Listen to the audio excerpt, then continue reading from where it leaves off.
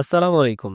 Indian market launch হয়ে গেল Honda CB 125 Hornet এই বাইকটি। আর এই বাইকটি ১২৫ সিসি হওয়া সত্ত্বেও এই বাইকটিতে ব্যবহার করা হয়েছে টেলিস্কোপিক সাসপেনশন, যেটি 125 সিসি সেগমেন্টে প্রথম একটি বাইক যেটি টেলিস্কোপিক সাসপেনশন ব্যবহার করা হয়েছে। এবং এই বাইকটিতে আপনারা কিন্তু এবিএস ব্রেকিং সিস্টেম পেয়ে যাবেন মনোশক সাসপেনশন সহ। আর এই বাইকটির যে রিম কালার এবং এক কথায় বাইকগুলোর যে কালার নিয়ে আসা হয়েছে এগুলো মূলত স্টুডেন্টের উপর বেস করে অর্থাৎ ইয়াং জেনারেশনের উপর বেস করেই কিন্তু এই বাইকটি লঞ্চ করা হয়েছে।